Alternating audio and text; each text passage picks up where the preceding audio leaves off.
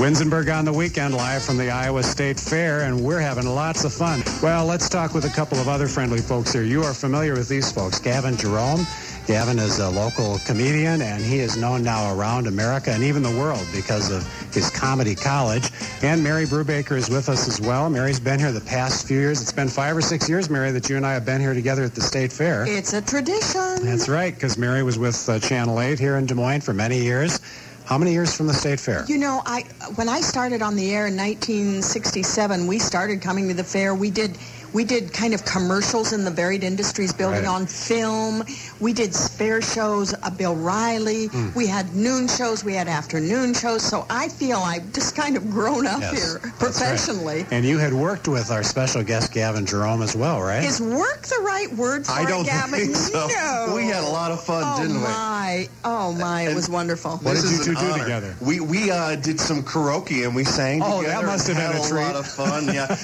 Two people who can't carry a tune is Mary and myself. I tell you, and I was kind of conservative and stuffy when I met Gavin, and he just brought me out of my shell. Yeah, she was in such a shell, if you know Mary. This is an honor to be at the fair. I'm in between the Pickle Princess and Mary Brubaker. My career is on a rocket to start. I can die complete here. She was a specialist in food, the people we just had on. You're a specialist in food as well by eating it, right? Out here at the fair, you taste all these things. Best thing. The first thing I do is come and eat stuff, but you have to eat stuff that makes you laugh. The first thing I do is get one of those big turkey legs and walk around with it. Doesn't have like a Flintstone-esque quality when you eat around that. And then barbaric. You have to have a fajita pita, because just the alliteration, if you eat a fajita pita. But the thing you have to do is go and get a love me tenderloin.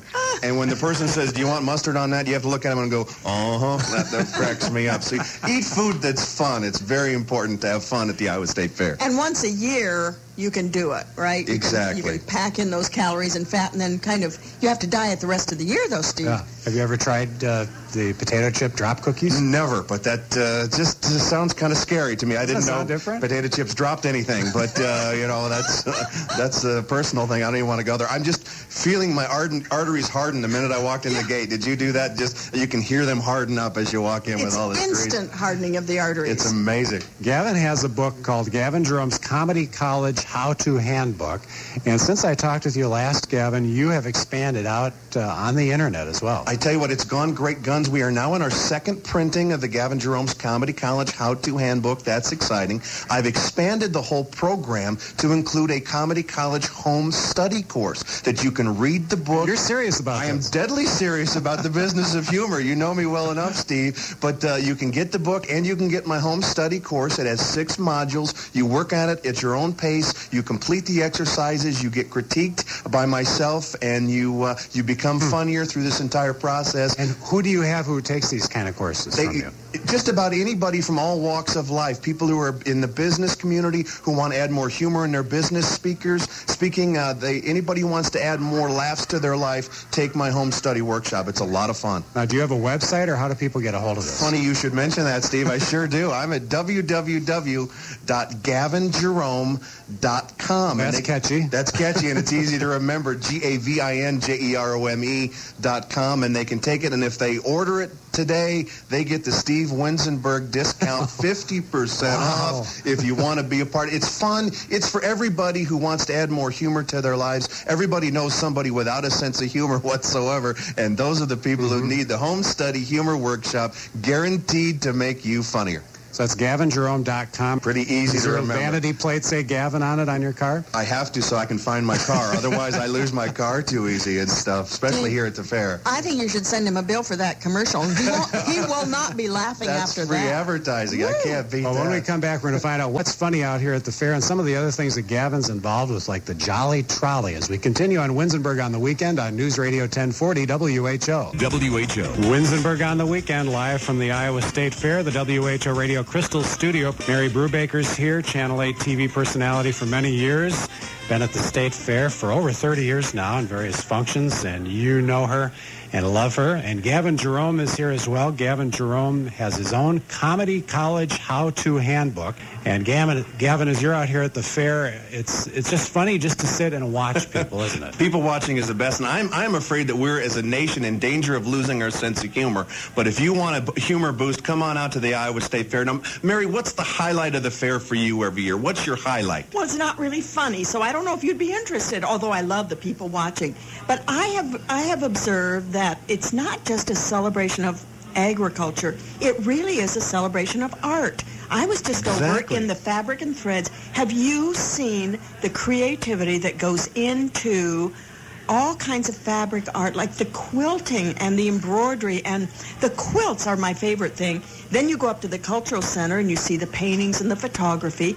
You see all kinds of crafts and artwork done by children. Even the cooks you had on, in a way, they're artists. Right. The floral artists in the Ag Building. There's so much art, even in the gardens. They have cakes over there at the Food Building where you have to make it in shapes of things. Yes. So I think that we kind of don't put art with a capital A next to the State Fair, but that's what I look for. And I agree. I mean, the dichotomy of the State Fair is unlike anything else. You have just wide spectrum. You've got Christina Aguilera on the grandstand stage, and then Brooks and Dunn. You've got kiddie rides, and you've got the beer tent. You've got the fine art, and you've got Joey the organ monkey running around. And so you get that wide variety of different things. What's funny for me, things. Gavin, is to watch people's clothes, because how they dress up for the fair, I mean, come on. It's kind of scary. Well, you've heard the crackdown about the smoking and teen smoking.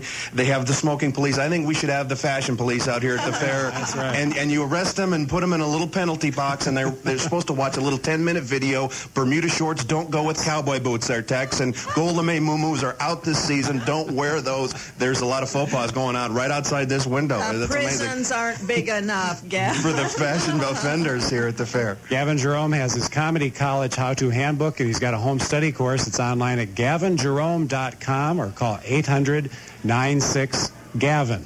Gavin, my question for you is, are people born funny, or is this a skill that you can literally learn and be taught? Excellent question. I think no one in the world is born funny. What I teach is that humor is a muscle. The more you use it, the stronger it will become. One of my favorite quotes is Jerry Seinfeld, probably the 90s greatest humorist. He was being interviewed, and they asked him what it was like in the very first years he was starting out, and he said, you know what? I used to rush my jokes just to get to the funny one. He admitted that he was lousy when he started, but he worked at it. And folks, you can too. Humor is a skill like any other skill. There are techniques and formulas that you can learn. You have to be able to look for the humor. And at the Iowa State Fair, looking for the humor is very easy to do. That's one thing I learned from your book, is that you have to see humor in everything all around you. And what you do is you actually jot down notes in a little notebook as you're seeing funny things around. And you have to look for the things that you see, but look for the things that you don't see. Like what? There's some things that you'd never see at the Iowa State Fair. Like you never see a state fair goer with too much deodorant. You never see that happen, ever. You never see a member of Weight Watchers counting their points. Let's see, we've got corn dog, chili cheese fries. That's 7,000 points I can't eat until October. And you never, ever see a midway fair worker with a molar and a bicuspid. You never see that at the Iowa State Fair. It's an amazing thing. Oh, he's wicked, isn't he, Steve? Well, his book actually helps you go through. It's a step-by-step way of coming up with ideas for being funny. You start with an idea, and then you got to brainstorm, and then you edit what you've brainstormed, and then you tie it all together. Wow, you actually read my book, That's Steve. right. That's amazing. And You're the one. It starts with the idea, but then you've got to also have a lot that you throw out, right, Gavin? Exactly. When you're putting together a routine, like you do these workplace humor workshops. Exactly. And you're trying to come up with some funny things for that. You've got to brainstorm a bunch of material before you whittle it down to the good stuff. What I teach people is play the percentages. Nobody is funny all the time. Say if you write 10 jokes and 3 are funny, you're doing a fabulous job. It's just like baseball. If you get hit 3 times up after every 10 at-bats, they'll put you in the Hall of Fame unless you're Pete Rose and you bet on baseball, but that's another story entirely. The key thing is keep working at it. The more times you go to the plate, the more times you'll get a home run. It's It's a beautiful thing. What is the Jolly Trolley? I know you're working with hospitals, aren't you? I'm doing a lot of stuff with hospitals. The Jolly Trolley is a mobile resource center designed to promote humor, healing, and happiness in a hospital. We've all heard the old adage that laughter is the best medicine. But if you've been to a hospital lately, you know that laughter can be hard to come by. Yes. The other thing I've noticed is that pain is usually inevitable, but suffering is optional. And the Jolly Trolley wheels from room to room, waiting area to waiting area, facilitating fun, making connections. It's a laughter toolbox on wheels. For kids? It's for kids, it's for adults, it's for their family members. Most important, it's for hospital staff who needs to blow off some steam. They're under unbelievable amounts of stress and tension. It's just a great way to add humor to help the healing process. So what are you doing? Are you going in and helping hospitals come up with this? And Exactly. train them in it? The beauty of it, it's already created. I have a whole product. All they have to do is add water. I bring in my humor workshops. I bring in this product. I train them how to use the Jolly Trolley. They have conductors that push it around, and it's a lot of fun. It's a simple process all laid out. I'm going to Dallas, Texas for a Jolly Trolley presentation at the Medical Center of Plano next week. So it's not just in Iowa. The program has been endorsed by the Iowa Hospital Association as well. They've gotten on board and have been a terrific sponsor. So not only is this on a regional level, but on a national level as well. When Gavin was talking about therapy and the best medicine, Norman Cousins, came out of a life-threatening illness with his book and by watching old funny movies. And I think just the other day on Oprah, they were talking about how important laughter is. When you laugh, it's like internal jogging, and it's good for everything, right? Are you healthy, Gavin? I'm about as healthy as I can get after all these corn dogs. Now, let's talk just for a minute about workplace humor. One of the things you do, I think this is probably the thing you do now, is you travel the country talking to different organizations about adding humor to the workplace. Exactly. As I mentioned that we're in danger of losing our sense of humor as a nation, nowhere is this more evident than in the American workplace. And I've been doing workshops for companies all over the United States who want to add more humor, add more fun in the workplace, because a happy, fun workplace is a more productive workplace. People are finding that out. I think humor is also the key to dealing with difficult issues in the American workplace. One of the biggest problems right now is racism. And racism seeps into the American workplace. But don't misconstrue the fact that we use humor in this very serious topic. Yeah, try to explain that more. I don't understand how you could use humor to diffuse some of the excellent situations. The majority of racial and ethnic harassment in the American workplace is not born out of malice or hatred. It's a lot of times born out of ignorance, and it's born out of insensitivity.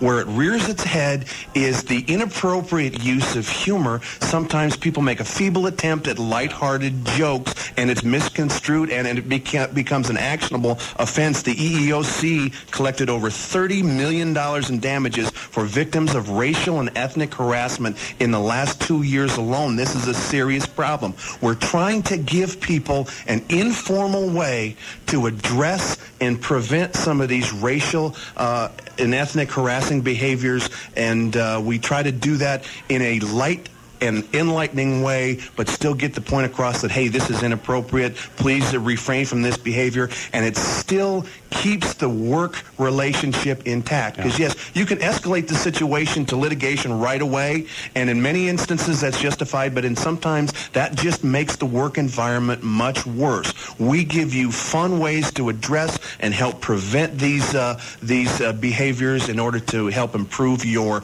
working environment in the American workplace. Any employer really needs to understand how important this is. But it's kind of like sensitivity training with a smile. Exactly. Very good. Can I use that on the promo? It's going to cost you, though. Corn dogs are on me later. That's all on me. Sensitivity with a smile. It seems like we teach people how to interact effectively in the workplace, because the minute you hear racial and ethnic harassment, people get really tense, and the walls come up, and you can't get information across. We try to do it in a humorous way, sensitivity training with a smile, to help people listen, understand, retain, and most importantly, comply with the law. This is a legal issue. You know what, Gavin? You're a funny guy, but you have a heart, too. I do. I try to have a heart. Well, one of my favorite quotes, talk about a comedian with a heart, and this is why I'm working with the racial and ethnic issue. Jackie Gleason once said, "The major weapon against bigotry, hatred, smallness, and other such evils will always be humor," and I firmly believe that.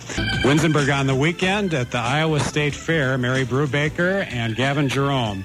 As we finish up talking about some community activities and community concerns, Mary, a very special cause for you is the Alzheimer's Memory Walk that's coming up in September. I've been on their board for a number of years, Steve, and my mother died of Alzheimer's, and I've had relatives with the disease. We have a memory walk to raise money. It's our number one fundraiser for the year. The elderly are really one of the most overlooked portions of our society. And it's growing, especially in Iowa. We need to do state-of-the-art gerontology in this state, don't you think, Gavin? Because, I mean, here we have an elderly population. Let's make the most of it. Oh, of course. And Gavin, when you talk about a serious subject like Alzheimer's and really serious health concerns, how can you find humor in that? I think it's the most important weapon. Mark Twain said it best. The human race has only one effective weapon, and that's laughter. I have a colleague who is president and CEO of the Cancer Club. She wrote a humorous book on cancer, and people saying, "You wrote a humorous book on cancer, you're sick." And what she said to me is what we talked about earlier. You've got two choices. You can either laugh or cry. I suggest laughter. It's a whole lot less messy, unless, of course, you're drinking milk and you laugh and it comes out your nose, but that's another problem. Wow. Well, it's been a great discussion with our two community favorites, Mary Brubaker, former KCCI television personality, and Gavin Jerome, comedy club favorite, who now goes around and gives workshops to workplace humor. And Mary, it's always great to have you here. Steve, thanks. It's just a joy to be with you at the fair again. And Gavin? My pleasure, Steve. And always Mary, funny. Always a pleasure sharing the stage with you. You are a true class act. Let's go have some laughs. Let's do it. All hey, right. corn dogs on me.